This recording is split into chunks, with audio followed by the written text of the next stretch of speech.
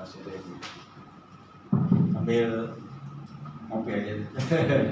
Baik, bismillahirrahmanirrahim. Assalamualaikum warahmatullahi wabarakatuh. Waalaikumsalam warahmatullahi wabarakatuh. Bismillahirrahmanirrahim. Wassalatu wassalamu ala Rasulillah. La haula wala quwwata illa billah. Ma ba'du.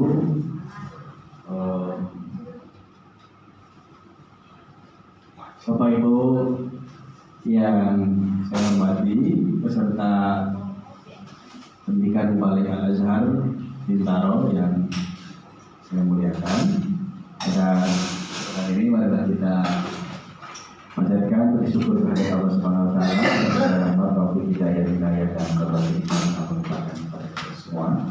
Mudah-mudahan kita dijadikan hamba-hamba Allah yang istiqomah dalam beribadah. Salawat dan salam semoga mencurahkan kehadiran Allah Muhammad SAW, keluarga, para sahabat dan para pengikutnya yang konsisten melaksanakan sunnah. Bapak Ibu yang saya hormati, marilah kita awali pertemuan kita di pagi hari ini tentang retorika dakwah atau public speaking, ya, dengan sama-sama membaca basmalah. Bismillahirrahmanirrahim. Saya ditugaskan untuk mengisi materi retorika dakwah. Kalau kita baca tentang dakwah ini kan di dalam Al-Quran surat Fussilat ayat 33, An-Nahl 125, Ibrahim ayat 4, nanti juga dalam Al-Imran itu Allah berfirman, a'udzubillahi minasyaitonir rajim. Wa man ahsanu qawlan mimman da'a ila Allah. Ini kalimatnya berbentuk istifham, pertanyaan gitu ya. Dan siapa sebenarnya yang lebih baik perkataannya dari orang-orang yang menyeru, mengajak ke jalan Allah? Siapa yang paling baik ucapannya ketimbang dai atau mubalik? Jadi Bapak Ibu ini akan menjadi orang-orang yang ucapannya paling baik di hadapan Allah. Itu dengan menyeru ke jalan Allah, dakwah, tabligh. Jadi Allah bertanya dengan kalimat pertanyaan, wa man ahsanu qawlan mimman da'a ila Allah. Siapa yang paling baik ucapannya daripada orang-orang yang menyeru, mengajak. Dakwah itu artinya dakwah, ya. Orang-orang yang berdakwah, orang-orang yang bertabligh, orang-orang yang mengajarkan ajaran Islam untuk ikut ajaran Allah. Qala innani minal muslimin, dan juga berkata sesungguhnya aku termasuk orang-orang yang menyerahkan diri. Jadi itulah yang pertama sebagai dasar bahwa kita ini bersyukur karena akan dijadikan oleh Allah sebagai hamba-hamba yang paling baik ucapannya. Di ayat lain Al-Imran 104 Allah menyebut wa takum minkum ummatun yad'una ila khair. Dan hendaklah ada di antara kalian, minkum itu artinya sebagian di antara kalian. Umat yad'una ilal khair, umat yang menyeru kepada kebaikan, berarti dakwah, tabligh gitu. Terus wa yanhauna 'anil munkar, dan juga mencegah dari perbuatan yang munkar. Ulaika humul muflihun, dan orang-orang ini adalah orang-orang yang akan meraih kebahagiaan. Kata al-muflihun ini beberapa ahli tafsir mengartikan surga. Jadi bahasa lainnya, mubalik itu, dai-dai itu, para pendakwah itu, kalau dia konsisten mengikuti ajaran Allah dan Rasulnya, dan juga menyampaikan ajaran Allah Rasul itu kepada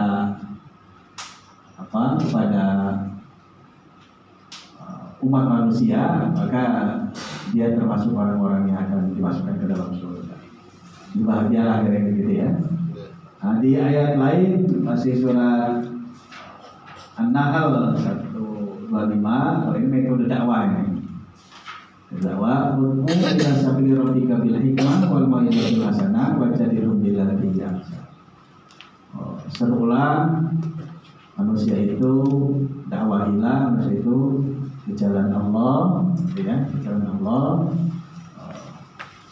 dengan bil hikmah wal mau'izatil hasanah wajadilhum billati hiya ahsan. Ada 3 metode dalam dakwah. Pertama hikmah. Hikmah itu apa sih? Hikmah ada yang menyebutkan artinya ilmu. Dengan ilmu. Ada juga hikmah itu diartikan bijak, arif. Ada juga hikmah juga artinya adalah hidayah, petunjuk.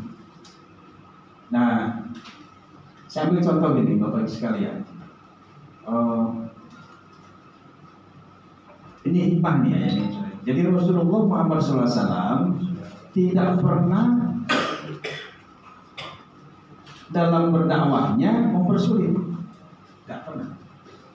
Maka dalam prinsip dalam dakwah Rasul itu yasiru wala tu'asiru, permudah jangan persulit, beri kemudahan jangan persulit. Sampai contoh, satu ketika ada orang yang istrinya mengadu kepada Rasulullah, ya Rasul, suami saya ini gak pernah sholat subuh. Sholat yang lain sholat, puasa Ramadan puasa, tapi sholat subuh enggak. Nah, ketika ditanya suaminya, istrimu menginformasikan kalau kamu gak pernah sholat subuh, betul ya Rasul? Emang kenapa? Kata sahabat ini, karena saya kalau bangun kesiangan ya Rasul. Apa jawab Rasul? Ini hikmah saya. Kata Rasul, sholat. Tapi matahari sudah terbit ya Rasul, sholat. Kan tadi persulit itu. Padahal waktu sholat subuh itu berakhir sampai kapan? Sebelum matahari terbit kan? Ini sebelum matahari terbit, suruh sholat subuh Rasulullah. Itu hikmah. Nah akhirnya orang itu kemudian apa?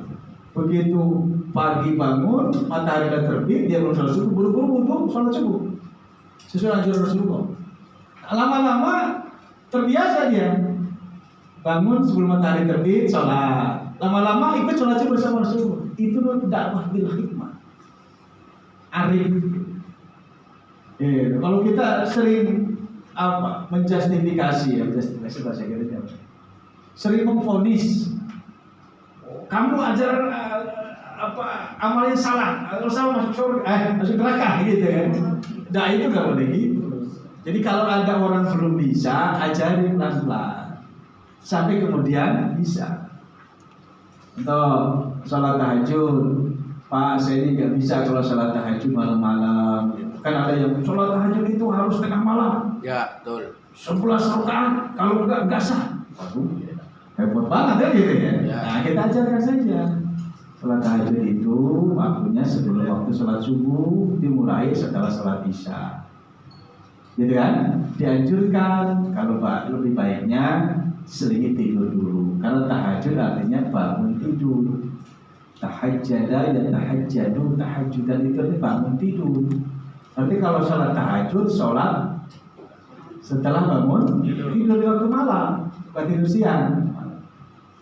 Gitu, sunahnya. Kalau enggak, apa? Tapi Pak, saya nggak bisa sampai 11 rakaat ya. Kalau lebih 11 rakaat, boleh dong 2 rakaat. 2 rakaat bisa kan? Iya. Kalau udah mantap, boleh tambah 4 rakaat. Udah mantap lagi silakan dan sesuai. Jadi step by step dalam dakwah itu. Bukan menghujat, bukan mencaci maki amalan orang. Kalau orang itu amalnya kurang baik, tidak langsung divonis buruk, pelan-pelan. Kayak tadi kan, saya sholat subuh kesian terus saya Rasul. Oh, jadi gimana? Kata Rasul bangun terus sholat gimana? Walaupun matahari terbit ya. Sholat subuhnya dijemur, gitu ya. Sholat subuhnya saya dengan sholat duha. Gitu. Tapi kan dalam hadis gitu. Dalam hadis kan gitu. Jadi kalau kita sholat kelupaan, ya kan? Kapan kita sholat? Kalau ingat. Saya ambil contoh. Ini sebenarnya pelajaran fikih ya. Bapak pergi ke satu daerah luar kota, terus pulang dari luar kota kira-kira jam 10:30, kan belum zuhur. Karena lelah dalam perjalanan, akhirnya sambil istirahat sejenak nonton TV. Karena TV duduklah di kursi. Lama-lama kembali. Tadinya bapak nonton TV, sekarang TV nonton bapak. Misalnya itu ya, pulas saat ini, pulas. Nah, nggak ada yang bangunin karena makin kasihan kelelahan. Bangun-bangun jam 5 sore. Sholat zuhur kan? Enggak, kan ya sholat zuhur ya. Nah, kelewat sholat zuhurnya. Itu jam 5, kok asal aja jam berapa sekarang? Jam 3 kurang ya, baru udah keluar. Bangun. Begitu bangun, nggak usah panik. Sholat asar dulu. Selesai sholat asar, baru sholat zuhur, tapi kotoan, dikoto, dibayar. Itu kata Rasulullah. Kalau ketiduran, kapan bayarnya? Ketika bangun. Kalau kelupaan, kapan bayarnya? Ketika ingat. Ambil contoh, ibu. Karena sibuk arisan atau mungkin sibuk mau ada acara piknik luar daerah, ngurusin itu sampai kelupaan sholat subuh. Datanglah sholat asar.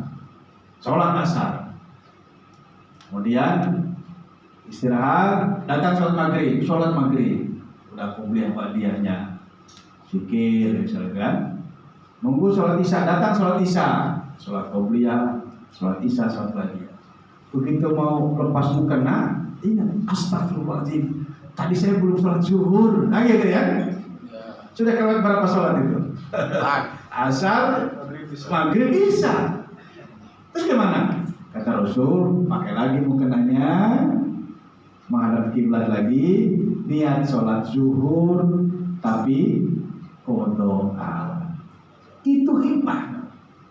Jadi, ud'u ila sabili rabbika bil hikmah. Ajak manusia ke jalan Allah dengan arif, dengan ilmu, dengan bijak. Terakhir ini pengalaman saya. Kira-kira tahun 2015 ada seorang pensiunan BUMN kaya dong, yang menangani produk negara yang sangat vital. Saya tidak sebut. Kalau BUMN berarti sekarang menterinya Pak Erick Thohir kan, gitu ya. Sudah. Nah, orang ini selama menjabat sibuk dengan jabatannya. Ibadah juga banyak dilalaikan. Begitu pensiun, dia baru menyadari. Apalagi kan jabatan udah selesai, uang banyak, tapi kan harus punya bekal juga untuk akhirat. Gitu. Mulailah dia rajin ke masjid, ya ikut-ikutan sholat, walaupun ala kadarnya karena mau belajar malu kadang-kadang udah tua, kan gitu kadang-kadang. Karena merasa udah tua, kalau mantan pejabat malu itu belajar. Kecuali kita aja, itu mah semangat aja gitu ya. Sudah. Sampai datanglah menjelang hari raya Idul Adha. Nah, dia karena merasa banyak uang, dia ingin kurban. Cari dia sapi yang super, tinggi, besar, gemuk, sehat. Dia beli dengan harga mahal. Beli, kirimlah ke rumah. Kira-kira 2 atau 3 hari sebelum hari H, dia daftarlah ke masjid yang dia tadi biasa sholat. Daftar di Ustaz, saya mau kurban. Bagus Pak. Tapi sapi saya besar, gemuk, tinggi. Wah, itu lebih bagus lagi. Tapi Pak Ustaz, keluarga saya 8 orang. Saya dengan istri berdua. Anak saya laki-laki 3, anak saya perempuan 3, di 8 jumlahnya. Bisa nggak Pak Ustaz dengan 1 ekor? Ini sapinya gemuk loh Pak Ustaz. Ada kata Pak Ustaz? Tidak bisa Pak. Tidak bisa. 1 ekor sapi hanya untuk 7 orang. Ada hadisnya kan? Kata Pak Ustaz. Bacakanlah hadisnya aja. Waduh, Kasihan dong Pak. Jadi nggak bisa. Dia tanya lagi ke masjid lain, jawabannya sama. Kan wal baqarah tasab'atun wal barna tasab'atun. Untuk seekor sapi memadai untuk 7 orang dan untuk seekor unta memadai untuk 7 orang. Di hadis lain unta bisa sampai 10 orang. Ya, itu patokannya itu ustaz-ustaz ini. Dan sampai 3 masjid, 1 musola menolak di sekitar. Akhirnya apa? Yang ada kan frustasi si bapak ini. Ini ternyata beragama itu susah juga. Saya mau kurban aja nggak ada yang mau beli, padahal sapi saya besar. Dia datanglah ke Pak RW. Gimana dia tinggal? Pak RW, mungkin Pak RW ada yang mau beli sapi. Saya mau jual murah aja nggak apa-apa. Nggak apa saya rugi daripada anggur sapi. Kenapa Pak? Bapak sekarang jual sapi? Oh bukan, saya mau kurban, tapi semua tempat yang saya datangi menolak. Karena dia ceritakan kan tadi. Nah akhirnya si RW itu telepon ke saya malam-malam jam 10 malam. Pak, ini ada orang yang mau jual sapi, barangkali ada jamaah bapak yang mau beli.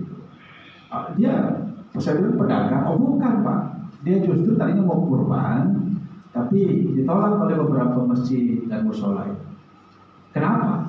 Ya karena cuma ada 8 orang, sapinya cuma 1, tapi sapinya besar loh Pak. Oh saya kalau gitu nggak usah dijual. Sekarang aja saya tunggu bapak dan Pak RW datang ke rumah saya. Dan malam-malam jam 10. Loh, kemudian ya ngeteh dulu lah, ngeteh mau apa dia bilang ya. Ada yang si bapak itu ngeteh biasanya kalau Pak RW mau ya sambil ngobrol-ngobrol. Emang kenapa Pak mau dijual? Nah, itu cerita itu saya dari bapak yang ceritakan ini. Nah sekarang bapak masih niat kurban nggak? Niat sih mau Pak, tapi kan kalian nerima. Saya nerima saja. Pak Ustadz panitia kurban, ya. Nah, saya bukan. Saya hanya penasehat saja. Ada beberapa masjid, saya sebagai penasehat. Nanti akan saya telepon ketua kurbannya, tolong terima kurban ini. Wah itu si bapak itu mulai anu lagi. Tadi udah loyal banget, udah semangat lah. Pak ibadah susah banget gitu ya. Pak Ustadz tahu nggak hadisnya? Gitu kan? Karena katanya kan kalau unta untuk 7 orang, sapi untuk 7 orang. Itu masjid-masjid ngomongnya kayak gitu Pak. Ya insya Allah lah saya bilang, insya Allah tahu. Dan, ya. Tapi kenapa Ustadz nerima? Ya nanti saya jelaskan. Yang penting bapak mau kurban kan? Mau. Mulai dari semangat. Nah, ngobrol ngalor dulu lagi, kemudian saya berikan masukan juga. Pak, saya bilang, ada satu riwayat yang mengatakan, ini hadis juga nih, tapi saya menyebut hadis riwayat. Orang-orang yang berkurban itu nanti di hari kiamat akan dijemput dengan kendaraan yang dikurbankan itu. Kita nggak tahu Allah akan mengganti kendaraan. Anggaplah sapi juga misalnya. Gitu. Nah, sapi bapak kan bagus, besar, tinggi, sehat. Nah, saya angon akhirnya gitu ya. Terus dibayar lah. Kalau bapak kan bisa loncat, laki-laki. Anak laki-laki bapak bisa loncat. Tapi kalau istri bapak, anak perempuan bapak kan perempuan, nggak bisa tuh naik, mau ditinggal. Jangan Pak Ustadz, jangan ditinggal. Bagaimana cara Pak Ustadz biar naik? Gampang dia bilang. Supaya istri bapak yang perempuan, anak bapak yang perempuan bisa naik kendaraan itu, ya harus ada batu loncatan. Batu loncatannya apa Pak Ustadz? Kambing. Jadi saudara kambing, iya. Oh ya kalau itu saya bisa saudara kambing. Pertanyaan saya, sah nggak korban? Sah.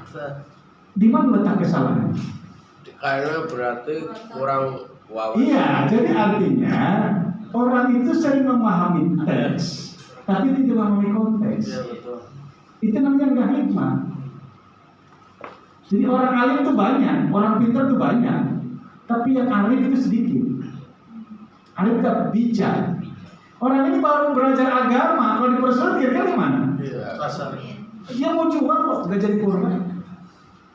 Akhirnya dia pagi-pagi beli kambing besar juga. Ini Ustadz kambing yang besar. Saya bilang terima. Panitia tolong ambilin ada sapi dan kambing. Secara syariat saya 7 dengan ekor sapi dan 1 ekor sapi untuk 8 orang. Walaupun kemudian kalau doanya sih boleh saja kan 1 ekor kambing untuk sekeluarga, tapi itu kan doanya, tapi kan niatnya adalah kurbannya. Harus bedakan ini. Sudah itu. Nah itu namanya bil hikmah. Ud'u ila sabili rabbika bil hikmah.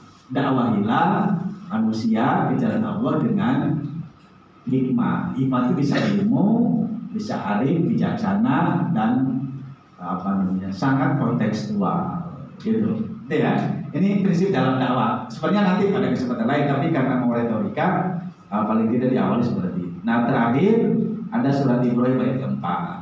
Wa ma arsalna bir rasuli illa bilisani qaumihi liyubayyinu lahum. Ini potongan ayat Ibrahim ayat keempat. Kami tidak mengutus seorang rasul pun melainkan dengan bahasa kaumnya, supaya ia dapat memberi penjelasan dengan terang kepada masyarakat, kepada jamaah. Kata bilisani qaumihi itu artinya apa?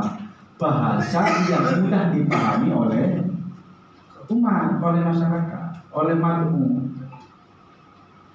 Bukan bahasa dalam arti ya mungkin yang maksud itu kita bicara bahasa Indonesia, orang lain ya itu ya betul. Ada orang Inggris pakai bahasa Inggris, orang Sunda pakai bahasa Sunda, orang itu ya itu bagus juga. Tapi tidak hanya itu, sistematikanya itu. Maka oleh karena itu salah satu dari sekian metode memahamkan orang lain dalam berdakwah adalah ilmu retorika. Saya sampaikan, ini kan contohnya, ini kan dakwah, ini kan. Ini dai, ini daiyah. Ini dai, di sini juga ada daiyah. Ya, saya lewat dulu, masukkan ke retorika dakwah atau public speaking. Jadi public speaking itu nama lain retorika sebenarnya. Kebetulan saya dosen retorika di UIN Saidul Jakarta. Satu-satunya secara SK Menteri hanya saya. Yang lain ya limpahan saja lah. Lain mata kuliah dakwah. Ya saya alumni dakwah. S2, S3 saya tentang dakwah. Tapi dakwah bidang retorika. Jadi retorika dakwah. Nah, jadi karena masuk ke Inggris, masuk ke Amerika, semua ilmu yang masuk ke Amerika diganti dengan bahasa Inggris. Tadinya retorika, kemudian diganti menjadi speech communication, science of communication, dan public speaking. Jadi eta-eta kene kalau kan sudah sampai mawon gitu ya. Itu juga. Public speaking ya artinya berbicara pada publik, retorika ya itu. Baik, ini sudah pernah saya jelaskan kalau tidak salah. Sudah ya? Sudah saya jelaskan tentang retorika. Nah, retorika inilah yang tadi bilisani qaumi, berbicara sesuai dengan bahasa kaum. Jadi ilmu yang pelajari tentang bagaimana berbicara depan publik dengan sistematis, logis untuk beri pahaman dan meyakinkan orang lain. Saya pernah juga menjelaskan kalau tidak salah di kelas ini tentang ini ya, ethos, pathos, logos. Ya. Sudah ya. Nah, jadi ethos itu memberikan semangat, membakar semangat. Untuk bisa ethos itu ya ada pendidikan, ada pengalaman, ada popularitas, ada karisma, ada good karakter ya, akhlak yang baik. Saya juga pernah menyampaikan tentang teknik membuka, menutup. Sudah ya? Kalau ini sudah belum? Yang sistematika dalam berbicara. Kan ada yang 5 poin, ada yang 3 poin. Kita yang 3 poin saja. Jadi cukup ini aja. Kalau dalam pidato cukup ini aja. Yang pertama mukadimah, kemudian uraian, pembahasan, lalu penutup. Ini saja. Kalau ini terlalu rinci, ini Koraksilakus. Oh ini Aristoteles. Ini ilmunya orang Yunani. Kan pada ilmunya bukan orang Muslim. Ya, kata Rasul kan ambillah ilmu itu dari manapun berasal, selama itu bermanfaat. Nah nanti ini masuk retorika ini masuk ke orang Islam, dipelajari orang Islam, muncul kemudian di orang Islam itu ada namanya ilmu balaghah. Gitu. Maka ada kitab dua yang populer di zaman abad pertengahan itu zaman Rasulullah, yaitu Nahjul Balaghah dan Madinatul Balaghah. Ya, kalau balaghah kan rinci sekali itu ya. Contoh, saya ambil contoh misal. Dalam bahasa Arab yang umumnya kan ketika menyebutkan Anda seperti matahari, maka bahasa Arabnya adalah anta kasyamsi, ya kan? Anta kasyamsi, Anda seperti matahari. Tapi ketika masuk ke dalam ilmu balaghah tidak pakai ka lagi, gitu kan? Tapi menggunakan langsung saja. Anta syamsun, anta badrun, anta nurun, fahrun, itu kan yang ada. Itu balaghah. Jadi kalau misalkan orang seperti singa, karena gagah kuat, maka disebut Napoleon Bonaparte disebut singa daratan Eropa. Umar bin Khattab disebut dengan singa padang pasir gitu ya. Nah, orang menyebut anta kal asad, Anda seperti singa. Tapi bisa langsung anta asyadun, Anda adalah singa. Artinya k-nya dihilangkan. Nah, itu balaghah, permainan bagaimana memodifikasi sastra ini sangat tinggi. Nah, kita mungkin tidak sampai ke sana lah. Retorika tidak sampai sana. Retorika lebih banyak membahas tentang bagaimana menyusun kalimat-kalimat itu supaya mudah dipahami. Nah, dalam pendahuluan, uraian, penutup itu diperhatikan. Segera review lagi. Nah, ini sudah pernah saya sampaikan juga kalau tidak salah ya. Ada pidato mendadak. Pernah belum? Belum. Dari tadi baru terakhir kemarin yang itu tadi, Pak. Yang tadi itu ya. Nah, jadi begini. Saya sambil ngopi ya, Pak. Ya, Pak. Santai aja, Pak. Nah, pidato kan mungkin suatu ketika Bapak atau Ibu menghadiri satu acara. Kebetulan saja orang yang akan mengisi acara, misal mau memberikan materi tausiahnya berhalangan hadir, tidak ada. Nah, kebetulan di antara keluarga yang mempunyai acara itu kenal dengan Bapak, dengan Ibu. Ini alumni PMA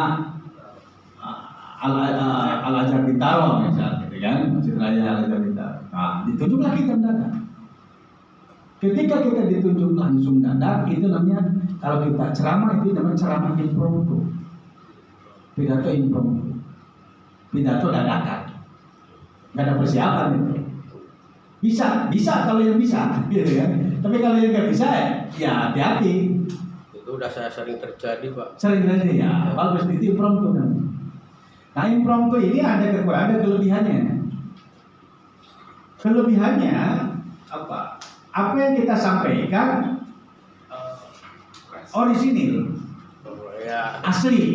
Kan? Karena apa yang kita ingat aja ya. Ya, gitu. Nah, apalagi tidak perlu menggunakan kata-kata yang lain, Kata-kata. kan? Tapi kekurangannya apa? Kekurangannya mungkin kurang mendalam. Ya, Kenapa kurang mendalam? Karena seingat kita aja gitu, gitu kan? Yang lain-lain yang dalam-dalam nggak ingat, pokoknya ingat aja kita sampaikan, itu impromptu. Yang berikutnya kelebihan lainnya apa? Tidak kemana-mana, ya tidak kemana-mana karena memang seingat itu aja. fokus. Memang kekurangannya apa lagi?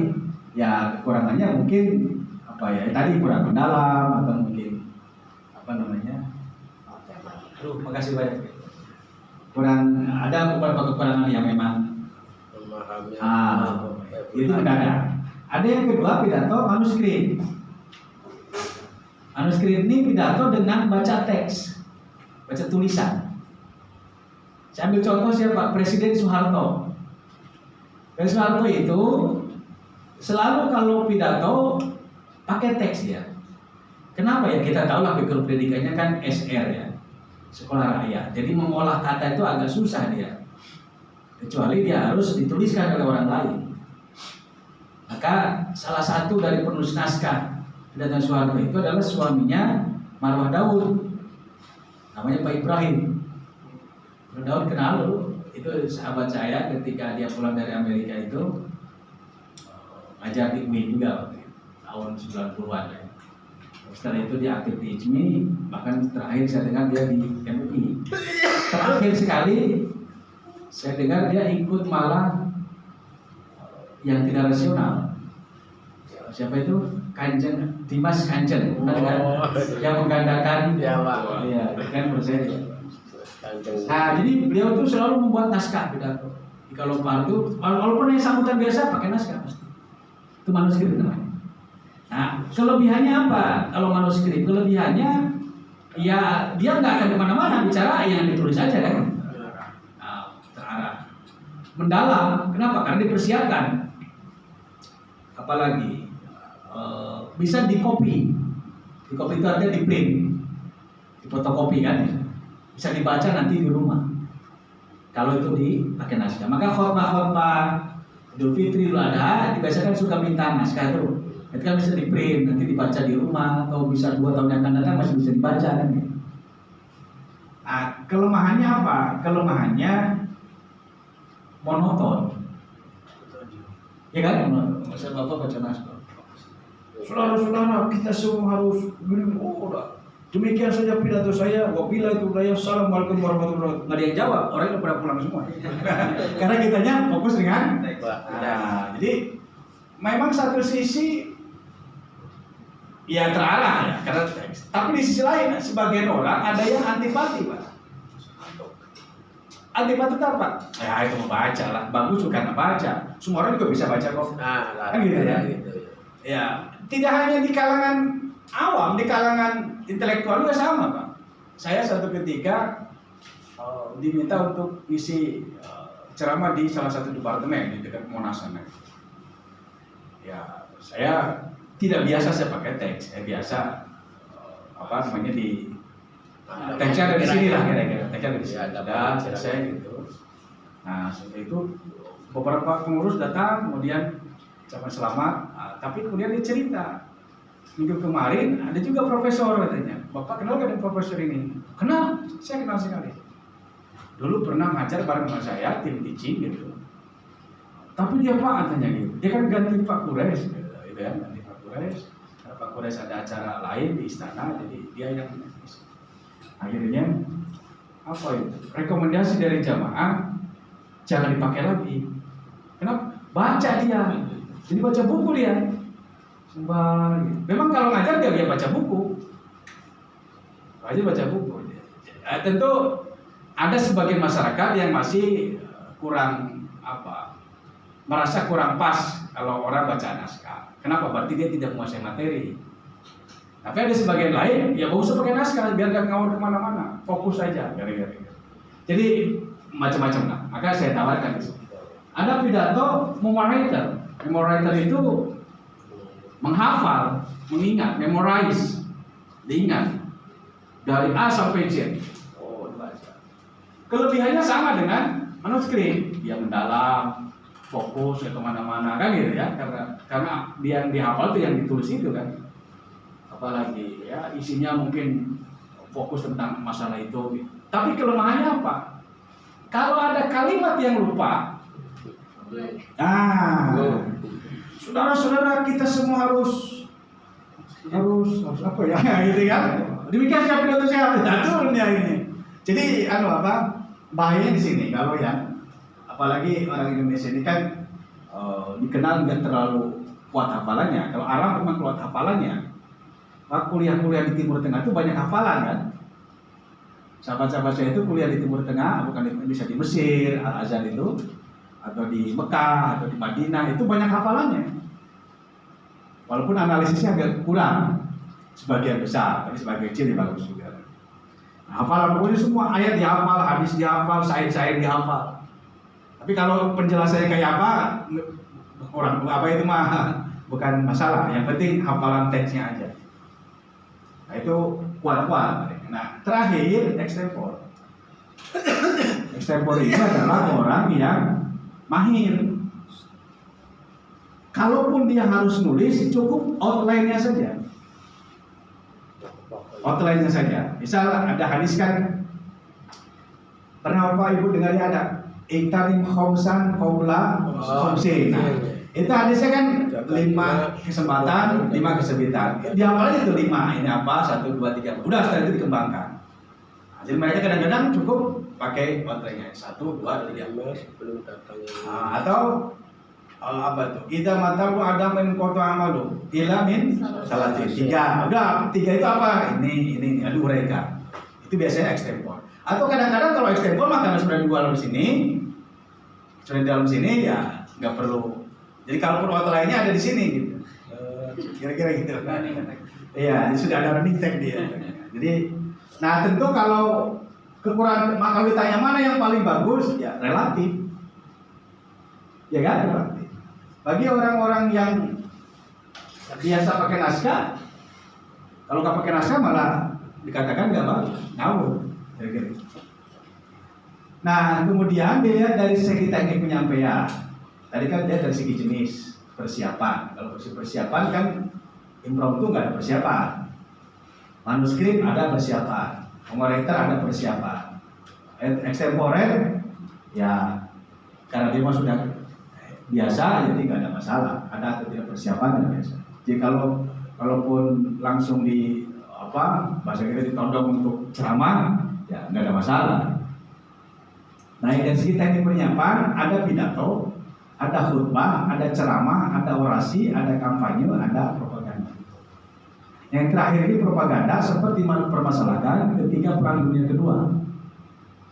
Baik, saya lihat yang pertama, pidato. Pidato itu bahasa Indonesia, bahasa Arabnya khutbah. Ya khutbah itu pidato.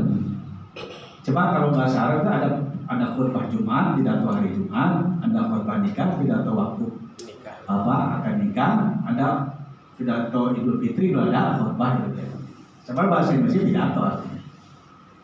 Nah, tapi dari sisi teknik, kalau pidato itu kalau di Indonesia itu sifatnya resmi atau formal. Kata pidato itu sendiri dalam bahasa Indonesia biasanya digunakan untuk hal-hal yang resmi. Contohnya apa? Pidato kenegaraan kan resmi. Pidato pertanggungjawaban kan resmi. Apalagi pidato pengukuhan itu resmi, formal. Nah, kalau khutbah dalam konteks Indonesia, khutbah itu terikat dengan syarat dan rukun. Baik khutbah itu terutama khutbah Jumat, karena khutbah itu merupakan ibadah kaitan dengan karena dia dilakukan di waktu sholat zuhur kan, nah, itu ibadah. Oleh karena itu syarat rukunnya harus terpenuhi. Paling tidak apa besar rukunnya itu? Baca hamdalah, kemudian baca syahadatain, baca sholawat, baca ayat yang akan dibahas, baca wasiat, lalu baca doa. Ada 6. Kalau pidato mah nggak perlu pakai syarat, nggak perlu pakai rukun, ya kan? Termasuk kalau khutbah Jumat itu syaratnya juga suci dari hadas besar dan kecil, kan kita harus wudu kan? Kalau pidato kan nggak perlu gitu. Nah, jadi itu khutbah memang sangat spesifik dan tidak bisa sembarang. Jadi kan khutbah kelihatannya kan ringan ya. Ya. Oke, itu aja. Tapi kalau dilakukan pernah terjadi di masjid di mana waktu itu saya menjadi pengurus. Karena saya nggak biasa tinggal di masjid, saya titipkan ke ustadz lain. Saya ada ceramah di dekat Istiqlal, saya bilang, tolong jaga di sini. Takut khotibnya berhalangan hadir. Baik ustadz, udah dari itu saya, nah ternyata betul katanya, saya kan nggak tahu. Jadi khotibnya nggak datang. Ustadz yang saya tugaskan dia malah menjadi MC kan, mengumumkan. Karena MC-nya nggak berhalangan. Karena saya nggak datang, kemudian si Ustadz ini menawarkan, mungkin dari jamaah, bapak-bapak ada yang mau bisa menggantikan untuk jadi khotib. Ada orang memang ambisi banget pengen, udah berkali-kali minta ke saya, tapi saya belum tahu juga kemampuannya. Udah akhirnya saya nggak ada kesempatan naik dia. Tapi apa yang terjadi? Sampai di atas podium dia ucapkan salam terus langsung perkenalan. Saya ini asal dari sini, sekarang saya tinggal di RT ini. Oh itu ada tokoh situ, marah dia, berdiri turun. Itu kan kacau soal Jumat itu. Akhirnya si bapak itu, si yang marah-marah itu nunjuk ke ustadz yang tadi pakai MC. Antum aja yang naik, antum kan ustadz, jangan kasih ke orang. Jadi mungkin dianggapnya sama kayak ceramah. Itu ya. Hati-hati khotbah itu bisa dengar. Maka saya bagi di sini. Kalau ceramah itu sifatnya umum. Nggak perlu pakai rukun. Bisa Assalamualaikum warahmatullahi wabarakatuh. Bismillahirrahmanirrahim. Udah langsung, kan? Nggak usah pakai. Ya kalau pakai juga silakan. Cuma formal banget. Alhamdulillah. Waduh, nasmaul agak bisa gitu ya. Kalau ceramah biasa saja. Dan isinya pun bebas. Mau agama, mau umum, mau pendidikan, mau budaya, mau ekonomi, misalnya. Namanya ceramah kan. Maka ceramah itu ada ceramah umum, ada ceramah agama, ada ceramah politik. Yang ketiga orasi. Nah sering orasi ini juga sekarang dipakai oleh kelompok tertentu untuk demo, padahal bukan. Orasi itu biasanya, ya betul orasi juga artinya pidato juga. Tapi biasanya resmi, hasil penelitian. Maka biasanya kalau di perguruan tinggi itu ada istilah orasi ilmiah. Pengukuhan profesor, doktor siapa? Itu ada orasi. Itu resmi, hasil riset. Nah yang kelima, campaign. Campaign ini sama dengan iklan sebenarnya. Campaign itu pidato yang isinya membaguskan diri, apa yang dia punya supaya dia terpilih. Itu kan campaign kan.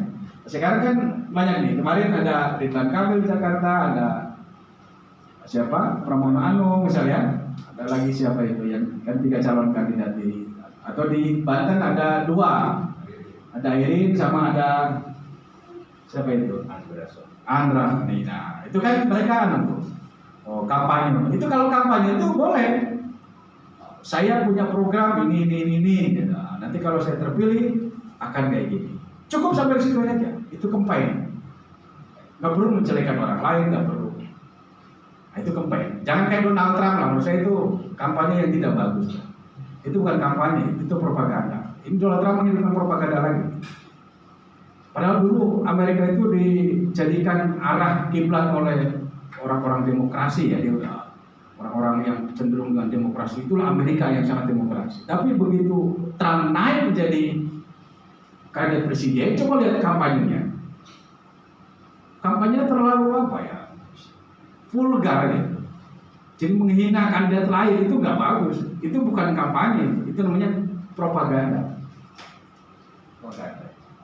Ini pidato juga. Nah, propaganda itu dengan kampanye bedanya apa? Kalau kampanye membaguskan diri, cukup sih. Sama kayak iklan kan? Pilih motor ini karena motor ini iri, gesit, sportif, nggak gitu kan?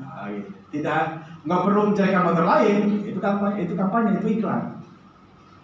Tapi kalau sudah menjelekan yang lain, itu namanya propaganda. Nah ini pernah terjadi di zaman sebelum Perang Dunia Kedua. Terjadi itu di berbagai daerah, tapi tidak begitu masif. Tapi begitu Perang Dunia Kedua, Hitler sebagai pemimpin tentara Nazi Jerman, dia mempropaganda tentara Nazi untuk membantai Yahudi. Jadi dalam settingannya tentara semua dimasukkan ke dalam suatu ruangan gelap, tetap khusus antara Nazi Jerman. Kemudian digelapkan, lampu mati. Kemudian di depan, paling depan itu ada podium, ada lampu menyorot ke podium. Nah, secara psikologis dan secara psikologi sosial misal, ketika dalam keadaan gelap, orang cenderung melihat sesuatu yang terang. Maka semua mata menuju ke podium ini, karena yang terang yang di podium. Nah, yang di podium siapa yang berdiri? Hitler. Yang kemisah kayak John itu, begini ya, berdiri. Apa yang dia katakan? Saudara-saudara, kita ini adalah bangsa Jerman, bangsa suku Arya yang sangat jenius. Kita adalah orang hebat. Tapi juga ada bangsa lain yang akan menyaingi kita. Siapa mereka? Itu keturunan kerak-kerak, keturunan monyet. Siapa? Bangsa Yahudi. Rupanya Hitler baca Al-Quran juga barangkali. Karena Al-Quran yang menyebutkan bahwa bangsa Yahudi dirubah menjadi kirodatan, kerak kan itu. Karena dia melanggar perjanjian dengan Allah supaya hari Sabtu, Yaum Sabtu itu tidak cari ikan kan gitu. Tapi dia ngakalin Allah. Akalin Allah gimana caranya? Jadi hari Sabtu dia nggak keluar, tapi hari Jumatnya dia pasang jaring, gitu ya. Terus dibendung pada air yang lautnya sudah pada masuk. Kenapa? Karena kalau hari Sabtu ikan tuh pada keluar. Hari Jumat sudah tinggal, kan malam tuh. Begitu hari Sabtu ikan pada keluar, ada yang masuk ke jaring semua. Hari Sabtu mereka tidak ada. Hari Minggunya diambil. Allah diakali ceritanya.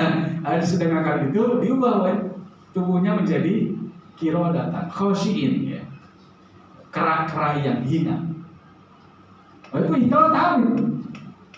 Ada musuh kita, keturunan kerak-kerak yang hina itu. Siapa? Yahudi. Oleh karena itu dimanapun Anda menemukan orang Yahudi, mau tua, mau perempuan, mau anak-anak, mau muda, tembak, bunuh, tembak, bunuh. Kalau batu itu yang diulang-ulang, tembak, bunuh, tembak. Oh, itu perang dunia kan? Semua diaspora Yahudi di Eropa itu bunuh. Tapi anehnya kok Israel, Yahudi malah balasnya ke Palestina, yang nggak punya senjata. Kenapa? Kalau mau berani ke Jerman, loh. Kan suku bangsa mereka itu dibantai oleh Jerman. Pengecut Yahudi itu sebenarnya. Saya sekali lagi, maka sejak saat itu kemudian pidato propaganda dilarang di dunia. Tahun 42 ya kan? Perang dunia kan tahun 42, 1942. Nah, dari 1942 terus nggak boleh itu. Dimanapun nggak boleh ada pidato itu. Bahkan kalau ada iklan menyerang produk lain, kena pasal. Artinya bisa ditaikkan ke pengadilan. Nah inilah sebenarnya dilarang. Tapi belakangan ketika Amerika sudah mulai Donald Trump naik, propaganda lagi. Dalam debat kandidat presidennya selalu menghajar, menjelekkan lawan. Sebenarnya kampanye itu nggak kayak gitu. Kampanye itu ya, apa program dia? Terus dia bisa apa? Gitu kira-kira. Maka kalau terpilih gini. Sekarang kan lawannya Kamala Harris itu. Dan dalam survei ya kelihatannya menang Kamala Harris. Saya nggak tahu. Siapapun itu kan presiden orang lain. Kita belum berkibarkan. Tapi saya dalam retorika kita tidak boleh menggunakan propaganda. Maka ustadz-ustadz itu nggak boleh menyalahkan ustadz lain. Gitu, nggak boleh menyalahkan orang lain. Kan ini yang sering terjadi di media sosial. Kemarin ramai-ramai tentang apa itu? Musik. Habislah tenaga kita untuk itu. Ya, kenapa kita nggak berpikir misal bagaimana memberdayakan umat untuk bisa lebih mandiri di zaman krisis ekonomi seperti ini? Doronglah ustadz-ustadz ini memberikan motivasi kepada para pengusaha untuk peduli misal memberdayakan sesuai dengan potensi masing-masing. Misal pelatihan mekanik yang hobi dengan mekanik, jadilah bengkel dia, beri modal gitu. Yang hobi bisa membeli buat kue ya, berikan pelatihan cara membuat kue, bagaimana cara memasarkannya. Itu akan lebih bermanfaat ketimbang kita berpolemik dengan bid'ah dan bukan bid'ah, kan gitu ya. Dengan urusan-urusan yang sifatnya kan dia akhirat itu juga nggak tahu mana yang diterima. Nah maka Ustadz jangan propaganda yang baik-baik. Tadi kan waman ahsanu qawlam mimman da'a ilallah. Siapa yang terbaik ucapannya daripada dai itu? Kan dai itu selalu mengajak kepada kebaikan. Kira-kira. Sampai di sini ada yang perlu ditanyakan? Dari tadi saya ngomong dulu. Silakan. Terkait dengan khutbah yang terikat dengan syarat dan rukunnya. Saya pernah lihat sendiri khatib setelah selesai khutbah, Ya. sebelum memulai sholat, bahkan sebelum iqamah, beliau menyampaikan kepada jamaah karena mau mudik lebaran, jadi beliau minta maaf karena mau mudik lebaran, mudah-mudahan segalanya dilancarkan dan dimudahkan Allah Subhanahu wa taala sampai berjumpa kembali, kurang lebih begitu. Tapi sebelum sholat dimulai, itu kira-kira menurut syarat dan rukunnya boleh nggak? Setelah khutbah. Setelah khutbah, Oh, setelah khutbah boleh. mulai sholat. Ya boleh. Berarti kan sudah selesai khutbahnya. Sudah selesai. Iya boleh. Kalau yang dimaksud syarat dan rukun itu, kalau syarat berarti kan sebelum melaksanakan khutbah. Misal tadi pakaian yang bersih dari najis, suci dari hadas, kan? Itu syaratnya. Nah rukunnya ketika khutbah itu, Ya. alhamdulillah. Kalau itu terpenuhi sah. Itu selesai turun, dia basa-basi pamitan ya, silakan aja. Bagusnya nanti aja setelah sholat. Enggak apa-apa. Kalau setelah sholat mungkin dikhawatirkan Pada bubar ya, nggak apa-apa, itu tidak mengganggu. Itu Idul Fitri ya? Enggak, Jumat. Oh Jumat. Oh Jumat. Karena masih ada beberapa hari sebelum hari Jumat kan mau mudik. Oh, gitu. Bagusnya kalau Jumat tuh nggak disengin apa-apa lah. Nanti aja setelah sholat Jumat. Itu juga nggak penting-penting amat kan? Atau kalau mau umumkan aja sebelum khutbah misalnya. Umuman ke gitu. Ini Pak Ustadz mau mudik kan bisa gitu kan. Kira saya Idul Fitri. Idul Fitri kan sunnah ya. Kalau Jumat ini kan wajib. Jumat ini saya kemarin menyampaikan juga materi ini di Al-Azhar Ustadz. Jadi nanti dalam sifat-sifat berikutnya. Nah, jadi gini. Dalam khutbah itu kan kalimat dalam hadis itu, nggak tahu kalau di kampung-kampung itu biasanya ada si orang si Bilal nyebutnya. Karena Bilal itu kan ma'azin ya. Ini Ya saya Bilal. Jadi kan ayuhal muslimun itu kan ada hadis tuh. ada Kalimat Sohib- ansi itu wasma'u rahimakumullah itu hadis. Bukhari Muslim. Sohidul khawatir. Diam dan dengarkan. Ya kan? Anfitu wasma'u rahimakumullah. Diam dan dengarkan wahai hamba-hamba yang dicintai oleh Allah. Kenapa? Karena kalau kita idza kuntum sahabi khotib ala mimbar, apabila berdiri khotib itu naik ke mimbar, nah itu ansitu wasma'u, diam dan dengarkan. Nah, jadi kalau dalam khutbah Jumat nggak boleh ada yang jangankan yang buruk, yang baik pun. Contoh gini, kita lagi khotib sedang lagi khutbah, di samping kita ada yang ngobrol. Kita ngomong, jangan ngobrol, dengarkan. Kita yang ngomong aja batal lah. Sholat Jumatnya sah, tapi nol nilainya, kan rugi. Maka baca kan, fakot laghot, sungguh merugi, sungguh sia-sia.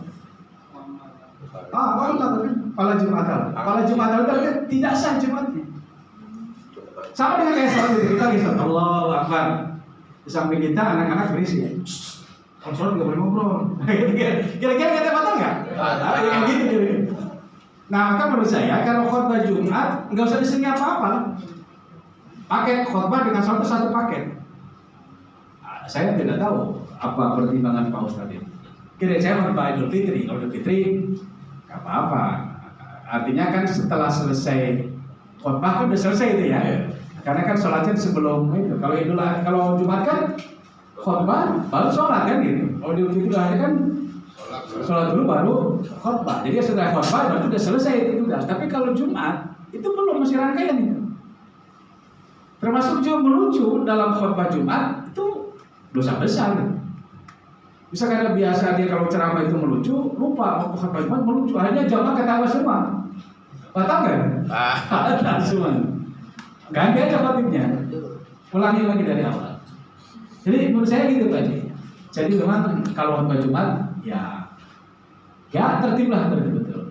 Jadi ada syarat dan rukun. Ya. Kalau Idul Fitri mungkin setelah khutbah boleh, karena kan setelah itu nggak ada acara lain lagi kan. Memang paling bas berjabat tangan, musafah. Demikian. Jadi yang saya contohkan tadi itu sebaiknya Sebaiknya tidak batal tapi ya. Iya, tidak batal, tapi ya kurang pas lah. Ustaz, tanya Ustaz. Ya. pertanyaan saya, di dalam sholat kita di dalam sholat bisa negur imam sholat diambil mana imam sholat itu salah. Tapi di dalam khotbah bagaimana caranya negur khotbah itu keliru. Nah, ini yang saya belum pernah tahu dan belum pernah cara menegurnya gimana. Soalnya saya sendiri sebagai pengurus masjid, kan saya tanggung jawab untuk khotbah itu kita dengerin dengan khotbah itu jangan sampai keliru. Ternyata khotbah itu keliru. Jadi ada yang dilewatin rukunnya khotbah tadi. Nah, dan juga yang paling fatal di kalangan imami sholat Jumat, Al-Fatihahnya itu malah dilewati satu ayat. Nah, ya ini tanggung jawab saya kan. Nah, itu bagaimana caranya menegur bila mana tuh khotib lagi berkhotbah itu kelewat di ayatnya, di rukunnya itu tadi. Itu.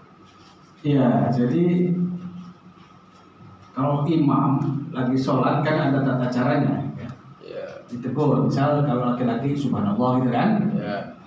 Kalau ibu-ibu bisa nepuk tangan, punggung tangan gitu kan biasanya. Nah sekarang kalau khotbah, dalam khotbah itu memang tidak ada tuntunan dari Rasul kita interupsi misalnya.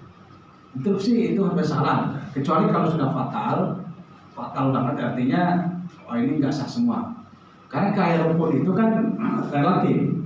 Kalau Imam Syafi'i itu ada 6 tadi itu, ada hamdalah, sadatain, kemudian sholawat, kemudian ayat Al-Quran yang bahas, kemudian wasiat, doa gitu dan 6. Tapi kalau Imam Abu Hanifah ya cukup hamdalah dan sholawat. Nah, gitu. Maksud saya kita harus tahu juga pendapat-pendapat ulama fikih. Selama itu bisa bersifat toleran, ya tidak perlu diturunkan. Tapi kalau itu tidak dibaca sama sekali, misal langsung saudara-saudara jamaah sholat Jumat, nah, itu berarti nggak dibaca rukunnya. Nah, kalau itu bisa interupsi,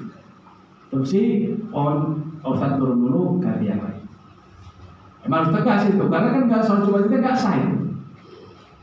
Tapi kalau hanya sedikit yang tadi misal lupa baca syahadat misalnya, tapi sholawat enggak, misal hamdalah, kemudian sholawat, kemudian wasiat, itu masih dimaklumi. Tapi kalau sudah semuanya nggak dibaca, batal itu sholat Jumatnya. Batal, itu harus diganti aja. Ya kita harus tegas. Gas, mohon disiapkan gantinya. Nanti kalau ada kalau mau, kenapa saya diturunkan nanti aja setelah sholat Jumat. Harus dijelaskan. Kayak gitu Pak. Jadi kan kalau karena takutnya berdebat ya, kalau kan cuma itu saja, ada pendapat-pendapat lain saja gitu. Nah, bagusnya nanti aja.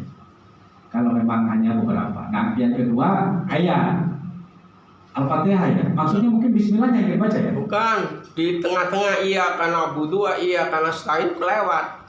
Itu bisa pakai subhanallah.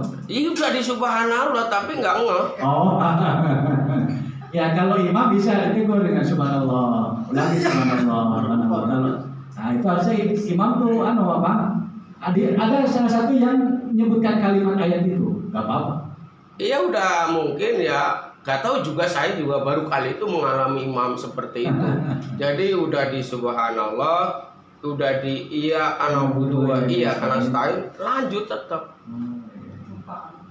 Tuh. Nah, ya kalau lupa kan sedikit kan? Itu kan lupa di. Iya karena stain ya. Itu kayaknya Ustaz lagi pikirannya banyak utang. Aku bilang Ustaz kalau nggak fokus, ada di sini diganti yang lain imam. Iya. Saya sanggup kok, tak gitu saya sampai. Akhirnya apa? Saya anjurkan sholat Jumat Pak. Iya. Ustaz itu saya sholat duhur tuh. Habis itu. Tapi kan sebagian jamaah udah pada pulang.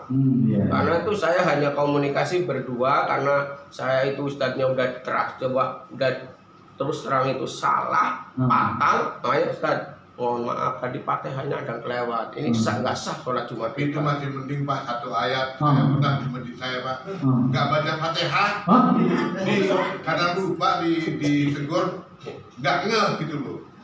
Akhirnya jemaahnya yang pada marah. Kamu sih tadi nyuruh dia gitu. Oh, kalau Fatihah kan rukun itu ya. Ya nggak sah salahnya. Ulang. Artinya ya sholat zuhur aja kalau gitu. Pertanyaan saya lagi tadi tempo hari saya di CN tempat teman saya itu Jumatan. Hanya khotib hanya membaca Bahasa Arab. bab pertama dan kedua saja, tidak ada isinya, itu sah nggak Pak? Ya sah itu. Saya. Itu kan isinya itu ayat aja. Bahasa Arab. Bahasa Arab.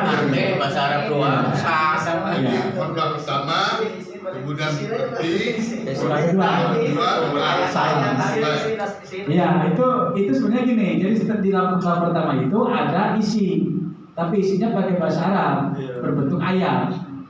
Maksudnya kalau Allah Taala fi kitabil karim, ya baca. Tapi nggak dijelaskan itu maknanya apa. Langsung barakallahu fiik ya. Ini seolah-olah nggak ada isinya. Ada cuma kayak bahasa Arab. Kalau kita tanya, Pak tadi ceramahnya apa? Sama sih juga nggak tahu. Gitu kan?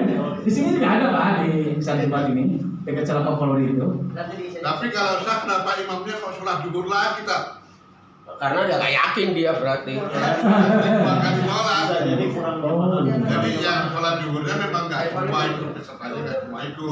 jadi dia aja ya. Nanti bisa tanya kalau dosen pikiran barangkali ya. Ada perbedaan-perbedaan dalam hal itu.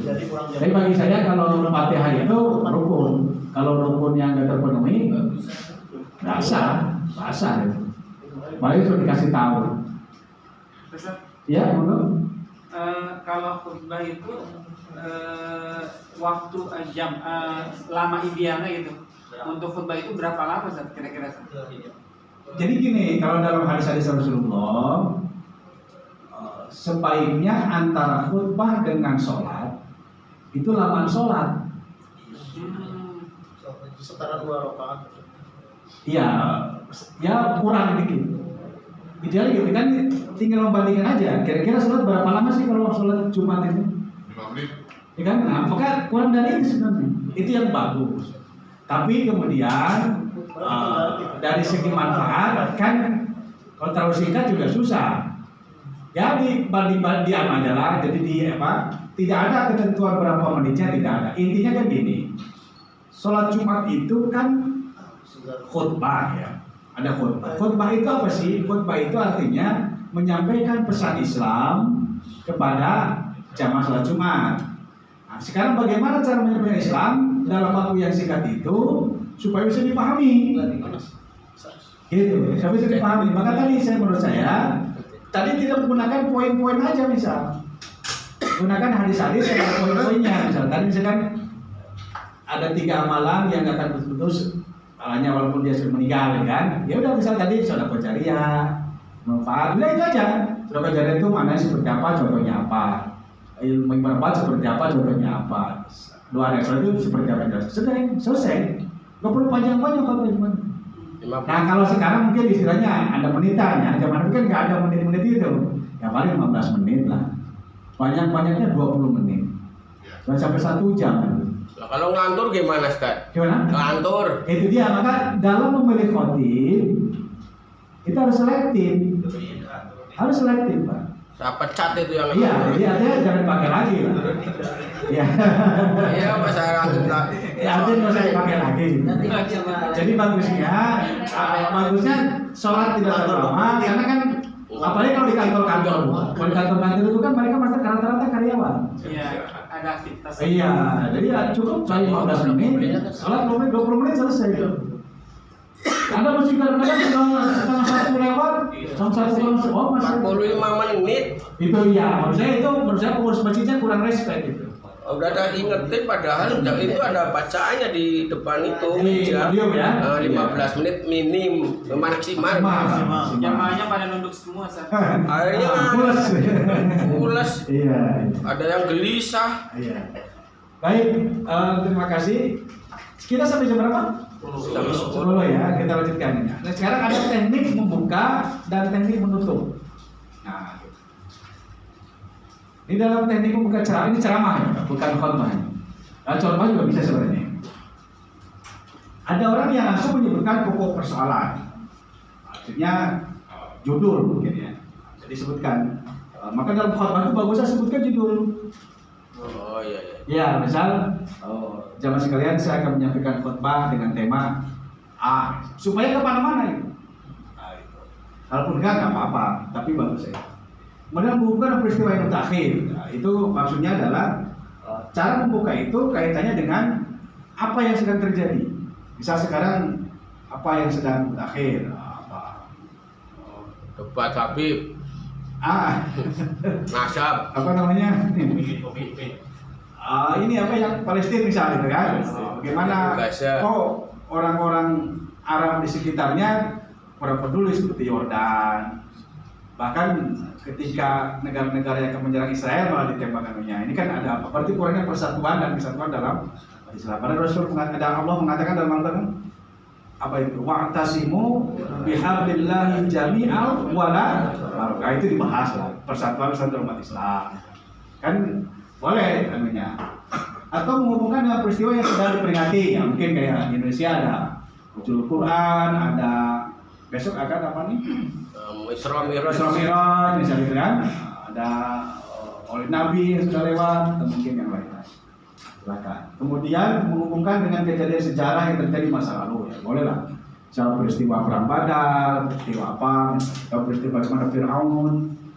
Orang-orang yang zalim itu jangan merasa aman, ya kan? Nah, sekarang kan Israel lagi zalim nih, merasa aman satu ketika pasti Allah akan balas, kan gitu. Pasti. Fir'aun juga dulu seperti itu kan, 60 tahun dia berkuasa, zalim terus selama 60 tahun, ujung-ujungnya dibinasakan oleh Allah. Israel sekarang beberapa puluh tahun, dari tahun 48 ya, 8 sekarang 2000, ada 9 tahun belum, 90 tahun belum? Loh, nanti pada waktunya pasti. Kan sudah ada schedule, sudah ada jadwal. Jadi Allah untuk kita kadang-kadang manusia yang gak sabaran kan? Ya betul. Kenapa sih kok Allah membiarkan itu rakyat Palestina, anak-anak dibiarkan saja? Allah punya rencana. Allah punya rencana. Nanti kalau sudah waktunya kita menyaksikan.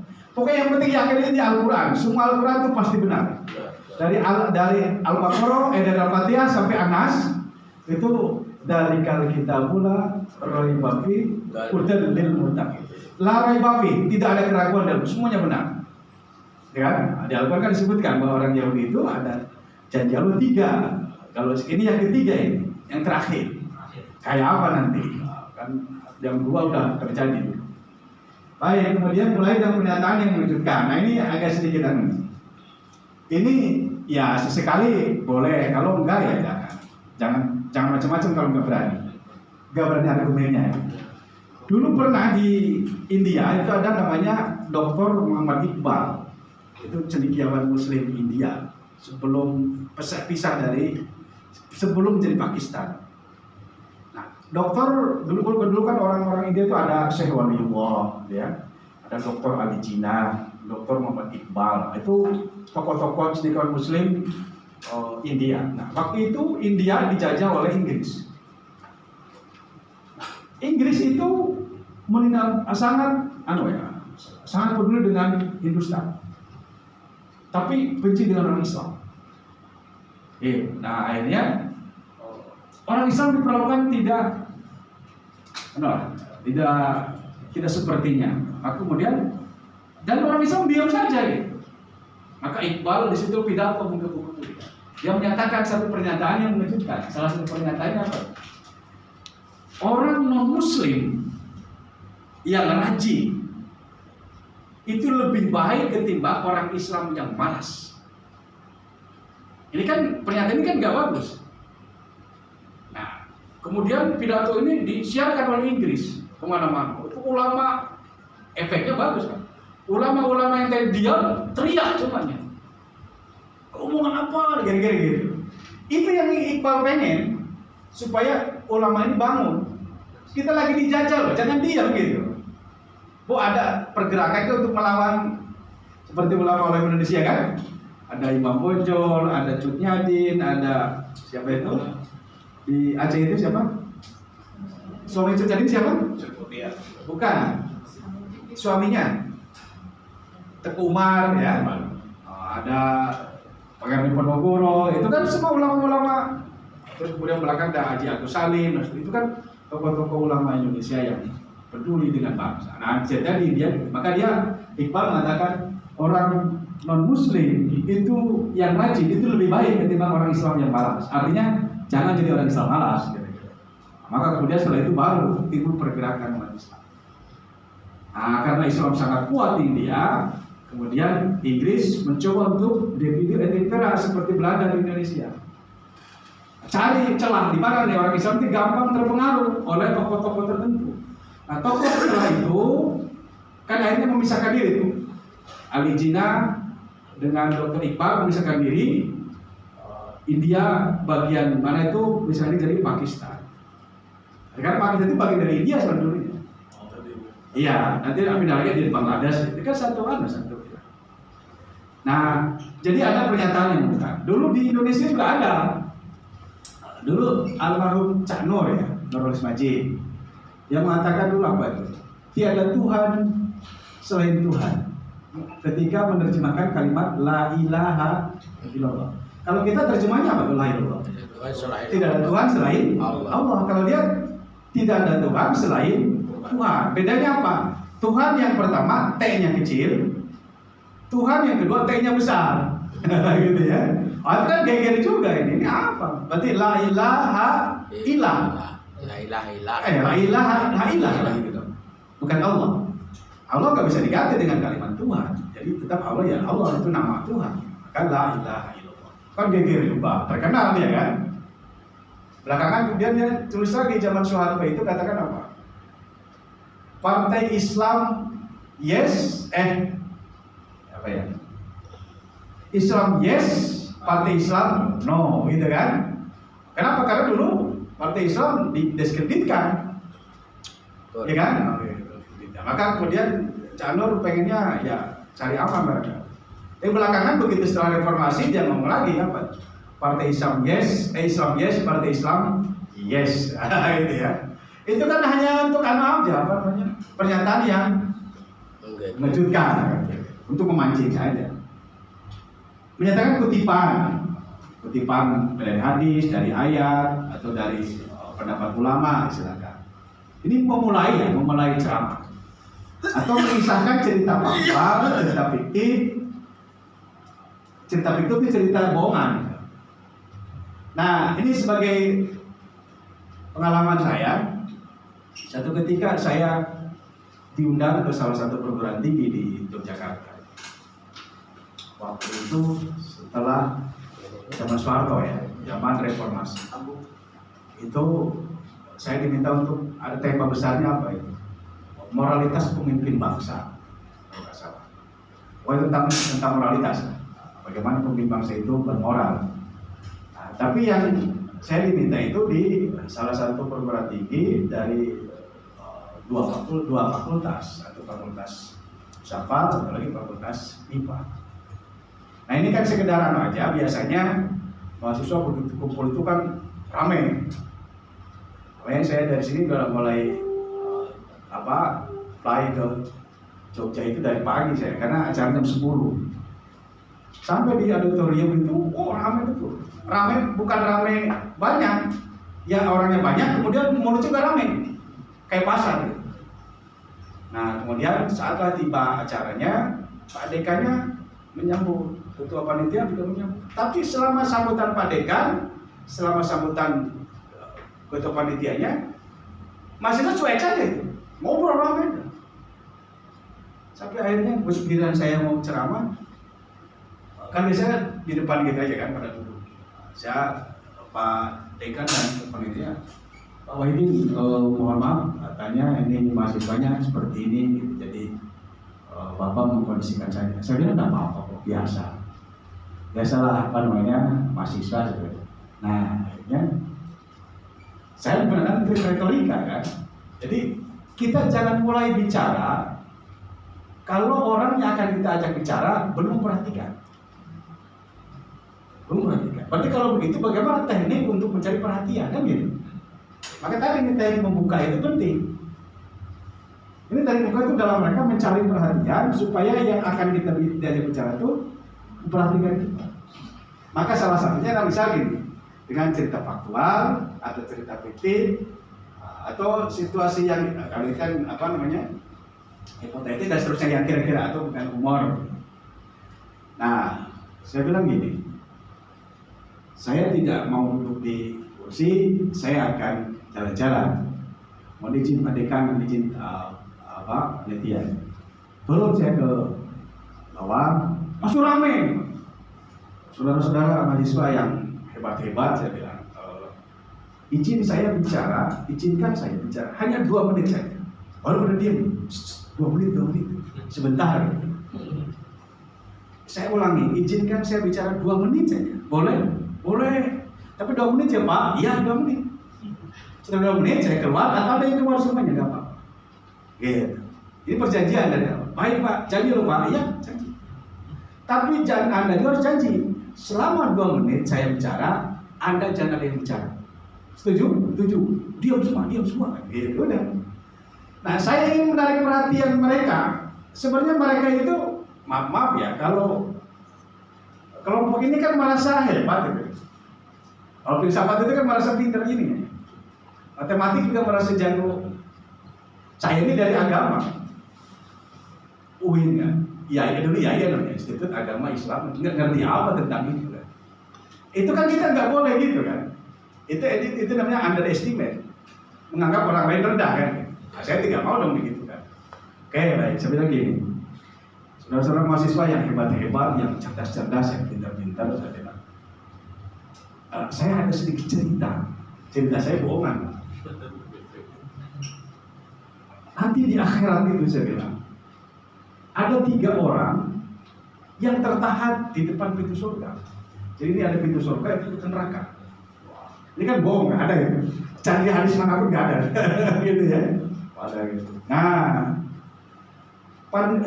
malaikat yang menjaga, dia memberikan syarat. Saudara bertiga boleh masuk surga kalau saudara bisa memberi pertanyaan yang tidak bisa saya jawab. Bisa Pak Malaikat. Oh, kamu maju nomor 1. Kamu di dunia ahli apa? Ahli matematik. Oh, yang mahasiswa matematik tepuk tangan. Sweet matematik dong, kira-kira gitu lah. Jadi itu tandanya sudah terpengaruh oleh kita. Kalau nggak terpengaruh dia diam. Terus tadi itu diam lagi. Matematik. Baik. Beri pertanyaan kepada saya kata malaikat yang kira-kira saya nggak bisa menjawab. Tapi masih arogan kan si Anunis. Malaikat kan nggak pernah sekolah, apalagi gitu matematik, pasti nggak ngerti. Kira-kira gitu kan? Pak Malaikat, coba jelaskan rumus-rumus matematik. Kan ada aljabar, ada aritmatika, ada geometri. Udah gitu nanti ada sinus, kosinus, gitu kan? Ada rumus ABC. Wah, jelaskan semuanya. Pak Malaikat, Bismillahirrahmanirrahim. Keluar semua rumus. Kayak gini kan? Iya, benar semua Pak Malaikat. Kata Malaikat apa? Janjinya kalau bisa dijawab, kemana kamu saudara? Neraka. Yang masuk filsafat nggak yakin dong. Emang enak masuk neraka, gitu ya. Jadi kan mulai saling panas. Sekarang sudah mulai down itu. Mahasiswa yang tadi agak sedikit arogan sudah down karena jawabannya kalah. Masuk neraka, kira-kira gitu ya. Yang kedua maju, kata malaikat. Kamu waktu di dunia sekolah apa? Filsafat dong. Boleh bisa pertanyaan kepada yang susah? Pasti bisa Pak Malaikat. Karena malaikat kan nggak pernah belajar filsafat, gitu kan? Itulah apa keangkuhannya. Sudah, saya ingin mendorkan keangkuhan saja. Nggak ada di dunia yang pintar kan gitu kan? Bagi Allah apapun bisa terjadi kan gitu. Udah akhirnya Pak Malaikat berikan teori-teori yang dibukakan oleh Plato, Aristoteles, Socrates, Demosthenes dan semua tokoh-tokoh filsafat tentang konsep negara. Hanya itu? Ya. Bismillahirrahmanirrahim. Keluar. Menurut Plato kayak gini, menurut Socrates kayak gini, kira-kira Aristoteles kayak gini. Semua kayak gitu kan? Iya. Neraka. Ada yang matematik sama dong masuk neraka. Dua-duanya sudah mulai sudah turun ke egonya. Karena jagoannya dua-duanya masuk neraka. Padahal bohongan, nggak ada loh Pak. Aja bohong. Akhirnya kemudian yang ketiga, Kamu yang ketiga, maju. Baik Pak Malaikat. Kamu waktu di dunia sekolah apa? Itu dia Pak Malaikat, saya nggak pernah sekolah. Orang tua saya miskin. Waduh, bisa nggak beri pertanyaan yang susah? Itu dia Pak, yang jago matematik, yang jago filsafat, nggak bisa apalagi saya. Tapi Pak Malaikat mohon izin saya. Boleh izinkan saya bertanya? Iya, memang harus bertanya kan. Nah, tapi sebelum bertanya, tolong Pak Malaikat, saya minta disediakan kursi. Kursi yang bulat itu Pak, yang biasa di barmin itu. Yang apa namanya? iya. Yang bulat, kan terbuat dari kayu di atas. Iya, iya. Ini besi. Ada anunya. Sudah, bismillahirrahmanirrahim. Keluar. Pak Malaikat mohon izin juga, tolong bolongin 7 lubang Pak Malaikat. Bolongin, salah.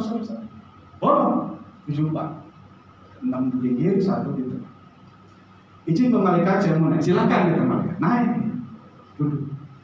Lalu dia ngedel. Gitu ya. Belum keluar. Ketiga kalinya keluar. Gede banget. Turun. Maaf Pak Malaikat, tadi saya kentut. Ya. Pertanyaannya Pak Malaikat sekarang, saya bertanya, dari lubang mana kentut saya keluar? Nah, Malaikat kan bingung ya. Soalnya mau ada 7 itu kan. Pinggir, nggak mungkin karena di tengah. Yang tengah kata Pak Malaikat. Pak Malaikat yakin sekali yang tengah. Karena kamu tadi duduknya persis tengah-tengah. Pasti kentut kamu keluar dari lubang tengah. Apa kata si awamnya? Salah Pak Malaikat. Loh, kok salah? Kamu dari mana? Yang benar dari lubang saya. Nah, kata Malaikat, kamu pintar, masuk surga gitu ya. Akhirnya si dua mahasiswa ini merasa kecewa dengan apa? Karena tidak masuk neraka. Pertanyaan saya sekarang, apakah saya keluar atau dia keluar? Oh jangan Pak, teruskan Pak materinya. Jadi kadang-kadang kalau kita mau bicara ada sesuatu yang perlu kita tarik perhatian. Maka biasanya para ustadz itu kadang-kadang dengan bacaan Al-Quran, ada suaranya bagus, atau dengan sholawat, itu sebenarnya dalam rangka menarik. Ya kan, kalau di kampung-kampung itu kan bisa ya Rabbi, Mustafa gitu kan. Saya pernah ada penelitian di salah satu beberapa majelis ta'lim ya, tidak dekat-dekat sini. Ya mungkin ini perlu diperhatikan juga. Ketika ditanya sama si peneliti ini, ibu sudah ngaji berapa lama majelis ta'lim ini? 15 tahun kok. 15 tahun Bu. Kira-kira dari selama 15 tahun ibu ngerti belum rukun wudu ada berapa? Waduh saya lupa tuh. Rukun sholat ya sama gitu lupa-lupanya. Terus yang ibu ingat itu apa? Ada yang ingat apa itu? Ya Rabbi Mustafa gitu ya. Ya nggak apa-apa, tapi paling tidak dalam agama ini perlu diperbaiki. Artinya apa? Orang itu akan ingat kalau diulang-ulang. Maka maksud saya kalau rukun wudu sudah dibahas, ulang-ulang aja terus. Karena maaf rata-rata kan kalau di majelis ta'lim sudah sepuh ya. Sudah S3 semua ya. Sampun sangat sepuh gitu ya. Jadi mungkin memorinya agak ini cara bentuk. Nah, cara bentuk juga mungkin ya mirip-mirip gitu ya. Tapi yang penting yang pertama itu menyimpulkan. Kesimpulan itu penting dalam ceramah. Kenapa? Dalam psikologi sosial, audien itu ketika pertama kali kita bicara 15 menit pertama mereka akan fokus dengarkan apa yang kita sampaikan. Maka tadi menarik perhatian itu penting di awal, nanti bisa di tengah atau bisa di akhir. Nah setelah 16 menit lebih sekarang biasanya ya cuek, ada yang pidato sebelah sana, pidato sebelah sini kan, ngobrol sendiri-sendiri. Nah maka perlu juga di akhir ketika kita mengakhiri pertemuan itu kesimpulan. Karena biasa di akhir pertemuan mereka akan fokus lagi. Itu apa penting kesimpulan. Kesimpulan itu berpanjang-panjang. Ya, cukup beberapa kalimat saja. Yang kaitkan sama dengan judul. Kesimpulan itu harus dengan judul. Maka judul itu biasa penting. Judulnya apa? Pembukaan harus sesuai dengan judul. Isi sesuai dengan judul. Penutup dan kesimpulan sesuai dengan judul.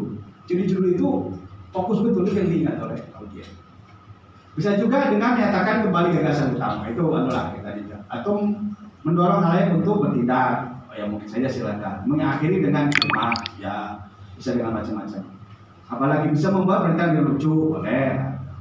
Atau bisa dengan pantun.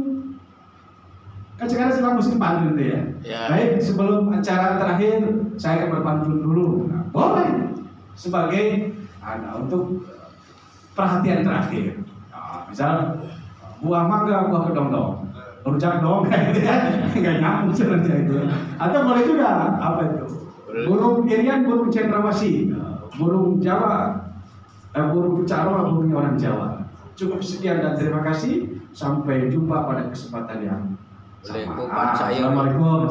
Jadi tarik perhatian di akhir supaya penasaran. Jadi itulah cara menuntut. Kemudian ada yang bertanya sampai sini? Ini sudah belum? Belum. Dimensio disposisi belum ya? Nah ini sebenarnya panjang urainya, tapi saya singkat-singkat saja. Karena urainya sudah dijelaskan juga di sini. Tapi saya jadi kata Aristoteles, saya kata karena kan teorinya mereka. Kalau Bapak Ibu suatu saat diminta untuk ceramah, untuk ya kita ceramah aja, kan kita membalik ya, ceramah atau khotbah gitu. Nah, gunakan 5 langkah ini. Langkah ini menurut saya cukup efektif. Maka bahasa Yunani ada bahasa Inggris ada the 5 canons of rhetoric, 5 hukum retorika. Tapi saya lebih senang menggunakan kalimat 5 langkah bersiap ceramah atau pidato. Yang pertama inventio. Inventio itu apa yang dilakukan dalam langkah pertama. Kalau kita diminta Pak, tolong tanggal sekian ada ceramah apa misalnya. Kalau ceramah Maulid ya tentang Maulid. Ceramah Mi'raj misalnya. Tentukan kita judul. Tapi judulnya kan nggak jauh-jauh dari peristiwa yang kita peringati kan. Kecuali kalau memang dalam pengajian biasa umum tidak ada kaitan dengan peringatan apapun. Nah, kita tentukan judul dulu. Kenapa harus judul ditentukan? Supaya nanti mudah menentukan bahan-bahannya. Misal, saya mau ceramah tentang apa misal? Meningkatkan ketakwaan atau menggapai husnul khotimah. Silakan aja. Maka judul itu disesuaikan dengan audiens. Berkali-kali saya pernah sampaikan menentukan judul, metode dan isi materi itu disesuaikan dengan tadi kan dalam Al-Qur'an itu wa ma arsalnaka illa bilisani qaumi, tidak semata-mata utus para rasul itu kecuali dengan bahasa yang mudah dipahami oleh kaumnya, oleh jamaahnya, oleh diri. Nah, bahasa yang dipahami oleh kaumnya itu apa? Bahasa yang sesuai dengan mereka. Saya beri contoh. Jangan kita membahas tentang kewajiban zakat, walaupun itu benar, walaupun itu penting, bahkan rukun Islam. Kalau ceramahnya di hadapan orang-orang miskin, Betul. kenapa coba? Nggak akan dipakai, ya kan? Ucapan pakai apa? Bagaimana saya mau zakat Pak? Buat makan yang susah, karena nggak mau dipakai, cuek mereka. Cuek. Atau jangan sekali lagi kita membicarakan tentang membeli jodoh. Kalau ceramahnya di kalangan usia lanjut 60, 70, mana mikir-mikir jodoh gitu kan? Gitu ya. Atau sebaliknya, bicara ke remaja jangan mikirin tentang kematian. Maka harus sesuaikan. Kalau ceramah di kalangan 60, 70 ya paling enggak bagaimana supaya kita meninggal husnul khotimah. Kira-kira gitu pasti. Nah, kalau di kalangan orang miskin ya bagaimana memotivasi mereka untuk jadi kaya, dengan kaya bisa bekerja supaya kaya dan seterusnya. Mana? Itu sering terjadi tidak matching gitu ya. Antara audiens dengan bicara. Dia butuhnya apa? Kita harus tahu. Ya kalaupun tahu seluruh nggak mungkin. Paling tidak ya sebagian besar siapa sih pendengar saya. Kalau dia orang awam dari segi pendidikan ya jangan terlalu tinggi-tinggi bahasanya.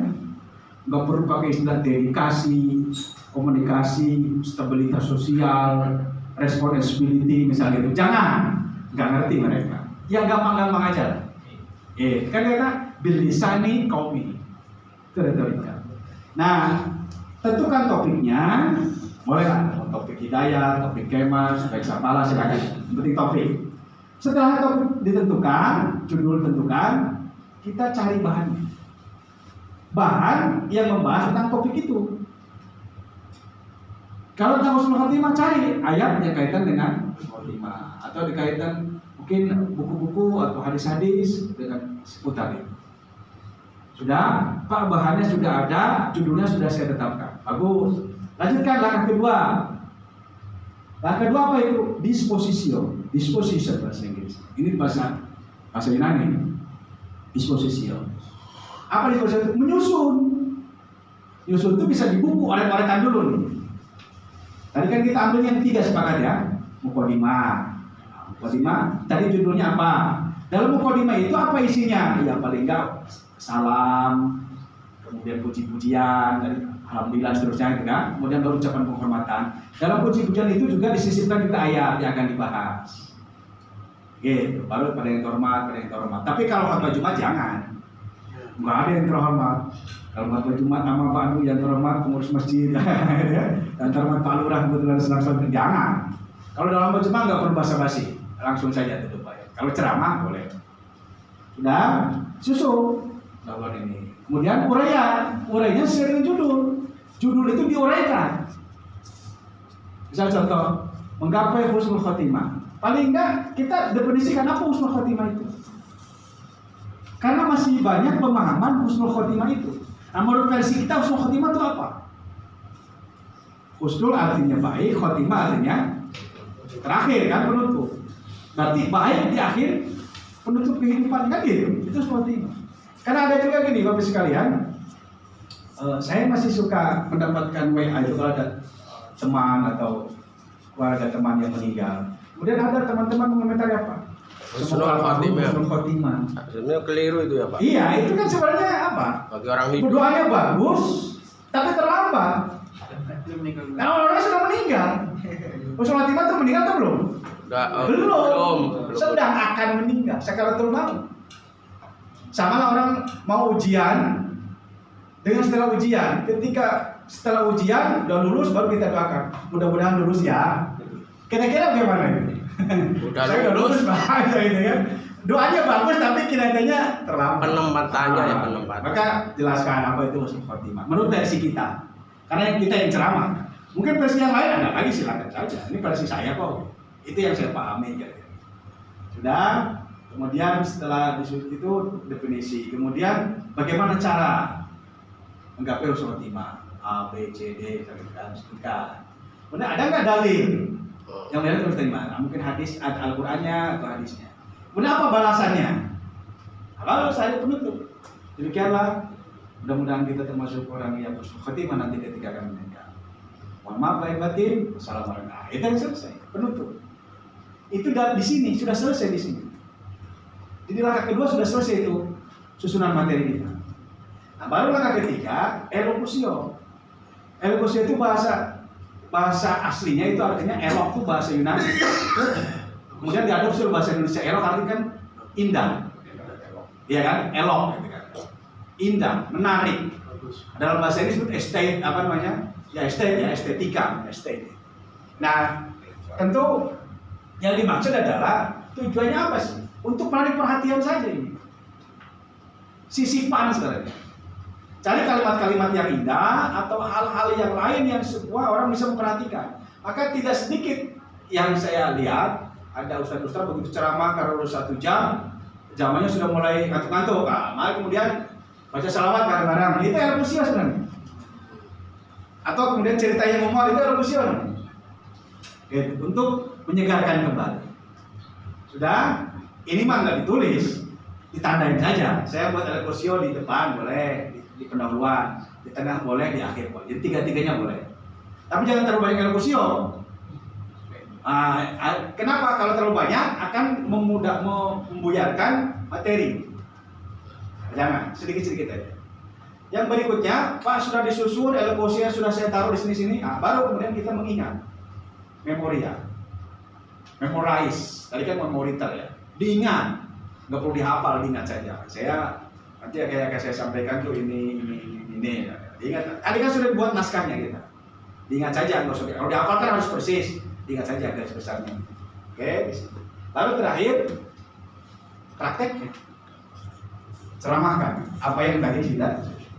Ini namanya langkah-langkah mempersiapkan pidato. Tidak hanya pidato, khotbah, ceramah, apalagi sambutan, apalagi simposium, seminar.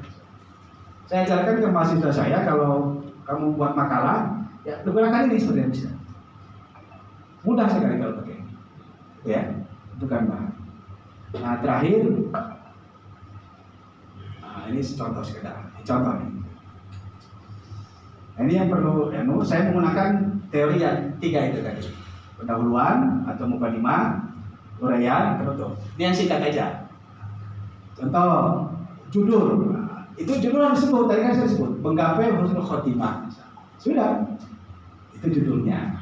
Nah, cari bahan-bahan yang berkaitan dengan husnul khotimah. Dalam pendahuluan, apa yang ditulis?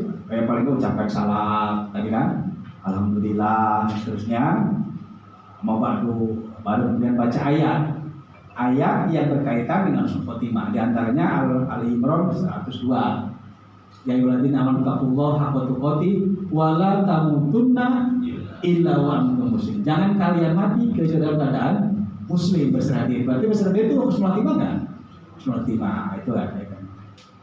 Baru penghormatan pada yang hadir. Nah, mungkin ada tokoh masyarakat situ, ada ulama, ada kiai, atau ada kepala desa atau kepala RW dan seterusnya. Itu di pendahuluan. Nah, ayat yang di sini akan diulangi nanti di sini. Ini kan hanya untuk membuka saja. Hadis di sini. Jangan judulnya husnul khotimah, ayat yang dibaca tentang pernikahan. Nggak nyambung. Ya, harus sesuai. Ini kan yang namanya united. United satu kesatuan. Judul, pendahuluan, uraian, dan penutup di satu kesatuan. United. Nah, sudah, pendahuluannya sudah, uraian. Yang kedua uraian. Apa yang diuraikan dalam uraian ini? Judul. Apa sih makna husnul khotimah itu? Ya, kali gitu. Husnul khotimah benar. Terus contoh orang yang menulis husnul khotimah itu seperti apa? Bapak Ibu pernah dengar ada orang sedang sujud kemudian meninggal? Itu husnul khotimah. Ada orang yang baca Al-Quran Shadaqallahul Azim, geletak saja, dipegang nadinya sudah tidak berhenti. Itu husnul khotimah. Ada yang sedang wudu, ada yang sedang tawaf, ada yang sedang sa'i, itu semua. Gitu kira-kira. Ada yang sedang zikir. Bahkan ada yang tidur nggak balik lagi. Kemarin saya mau periksa ke dokter. Sebelum saya Jumatan itu pagi-pagi saya mau konsultasi ke dokter. Tapi tutup. Tetangga-tetangganya, Pak dokternya meninggal tadi malam. Jadi rupanya dia sedang tidur bersama istrinya, ditemukan istrinya goyang semua, jadi meninggal saat tidur. Nah kalau dia sebelum tidur itu baca Al-Fatihah, baca Al-Ikhlas, Al-Falaq, Anas, Ayat Kursi, wah kira-kira apa? Husnul khotimah kan? Nah kayak gitu Allah Rasul ajarkan kan, sebelum tidur sebaiknya kita baca itu. Barangkali ruh kita, jiwa kita nggak dikembalikan lagi sama Allah. Arti tidur selama-lamanya kan gitu ya. Nah itu husnul khotimah.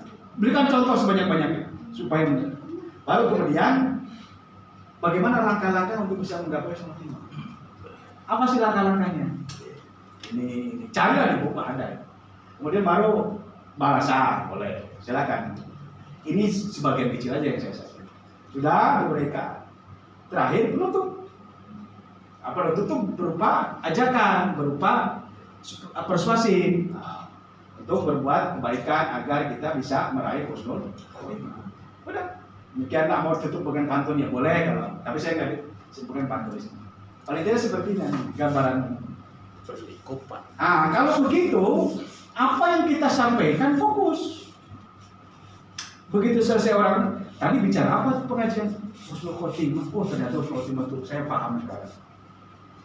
Udah sampai husnul khotimah, nggak perlu bicara haji, nggak perlu bicara zakat, nggak perlu bicara jodoh. Kita bicara husnul khotimah. Kalau bicara yang lain nanti kesempatan lain kan gitu. Itu retorika. Fokus pada satu tema supaya apa yang kita sampaikan nggak ngawur. Nah kadang-kadang karena pinter, materinya banyak, begitu ceramah semua yang disampaikan. Kalau dia mah pinter karena materinya di dia, Jamaahnya yang bingung kan? Begitu keluar, Pak, ini pengajian? Iya. Wah, ceramahnya saking banyak nggak ada yang diingat sama saya. Gitu kan? Itulah metode sebenarnya. Ini trik dalam rangka bagaimana kita memfokuskan bahwa ceramah itu harus dipahami oleh orang. Itu kan bilisani kaum ini, itu ayatnya. Dalam hadis Rasul katakan apa? Khotibnas ala qadri uqulihim. Berbicaralah kepada manusia sesuai dengan kadar kemampuan daya tangkap akal. Gitu. Itu retorika. Gitu ya, retorika itu dalam Al-Quran, dalam hadis juga dibahas, tapi tidak sebut retorik karena retorik itu bahasa Yunani, kan? Kalau kan bahasa Arab. Wallahu a'lam bishawab.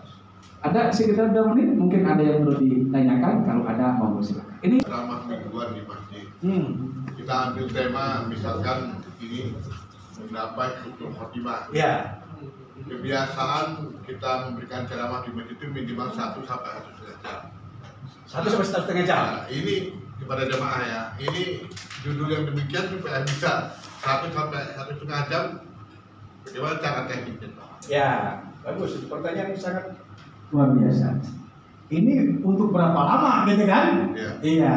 Nah, tergantung, kalau lama itu tergantung. Mau 15 menit untuk khutbah Jumat bisa. Mau untuk pengajian rutin 2 jam juga bisa. Mau untuk biasa-biasanya setengah jam juga bisa. Tergantung bagaimana kita mengolahnya. Nah, tentu di uraian atau di pendahuluan perbanyak. Misalnya tadi sebelum yang formal kita basa-basi juga boleh, karena waktu cukup panjang. Basa-basi sini. Atau mau ditambahkan juga, di sini tadi berapa menit tambahkan, di sini juga tambahkan lagi. Ini yang paling banyak. Apa yang perlu tambahkan? Terutama contoh-contohnya. Ya, cerita aja. Ada contoh, misalnya saya ambil contoh nih. Di zaman dulu, sekarang Pak Muhammad Zeta masih ada ya beliau. Ada dulu mungkin muridnya saya atau temannya saya nggak tahu. Atau ketika Kori ini diundang pengajian, orang nikahan di Masjid Pondok Indah. Pondok Indah itu ada masjid gitu. Setelah selesai akad nikah itu kan dia baca Al-Quran dulu. Pulang naik motor dia si Ustadz ini. Maaf ketika dia nyebrang, ketabrak, meninggal teman. Jadi benar. Nah, tadi dia habis baca Al-Quran, kemudian kecelakaan meninggal. Kira-kira Usman Khotimah? Ini kita jelaskan tuh, kenapa dia masuk khotimah? Karena tadi kalimat yang dia terakhir yang diucapkan kalamullah kan itu. Kalimat Allah. Nah, itu boleh. Ada contoh lain apa? Boleh diperbanyak di sini Pak, itu contohnya. Gitu ya. Atau mau tambahan, ada pendapat ulama. Jadi kalau di uraian itu kalau pengajian ya biasanya diperbanyak pendapat-pendapat ulamanya. Contoh lagi ada guru Imam Al-Ghazali namanya Syekh Muhammad Al-Makki, orang Mekah dia. Itu dia rutin baca Al-Quran. Pokoknya ada kesempatan singkat Al-Quran yang dibaca. Berarti kan wudunya rutin dong. Nah, ketika sakit parah itu dia sedang baca Al-Quran. Murid-muridnya.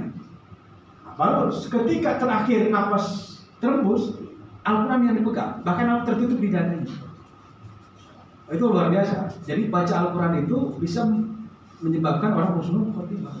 Ada hadisnya, ada sebutkan hadis. Misal Iqra'ul Quran fa innahu ya'ti yaumil qiyamah syafi'an li ashabi. Baca oleh kalian Al-Quran, dan Al-Quran akan datang untuk beri pertolongan pada orang-orang yang.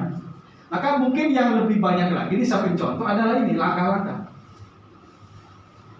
Kalau khutbah Jumat jangan banyak langkah-langkahnya, 2 atau 3 saja. Tapi kalau di sini boleh 4, boleh 5, boleh 6, boleh 7. Itu memperpanjang durasi. Itu Baji. Nah, baru yang ininya ya boleh. Jadi masing-masing. Jadi kalau kita sudah tahu rangkanya, mana yang mau ditambah? Ya kalau ditambah atau dikurangi. Kalau untuk khutbah Jumat jangan panjang. Ya ini cukup sekian, ini cukup sekian. Maka dalam khutbah Jumat jangan terlalu panjang pendahuluannya. Kadang-kadang kan khutbah Jumat panjang bro. Udah gitu dilakukan lagi. Alhamdulillah, gitu kan? Bisa dikamu kayak itu. 2-3 kali alhamdulillahnya, gitu kan? Kalau 3 kali nggak afdol gitu. Ya bagus, nggak ada salahnya. Cuma waktunya. Mukodimanya banyak, isinya sedikit. Maka tadi kayak Pak Haji tadi, ceramah kok nggak ada isinya gitu. Padahal karena tadi isinya sedikit aja, ayat aja, nggak diterjemahkan ayatnya lagi. Gitu kan? Jadi kita tinggal menghitung aja di sini durasi. Kalau 20 menit, kira-kira isi berapa menit, Ini yang kerangka ini yang menurut saya tadi uraian yang tadi itu kesimpulannya ini kira-kira. Oh, demikian Pak Haji. Cukup? Masih ada? Sudah jam 10. Mudah-mudahan walaupun sedikit materi yang saya sampaikan mudah-mudahan ada manfaatnya. Dan tentu saya berharap Bapak Ibu semua menurut kami, mari kita tutup pertemuan yang mulia ini dengan bersama-sama ucapkan hamdalah. Alhamdulillah. Terima kasih atas perhatiannya. Mohon maaf lahir batin. Wassalamualaikum warahmatullahi wabarakatuh. Waalaikumsalam warahmatullahi wabarakatuh.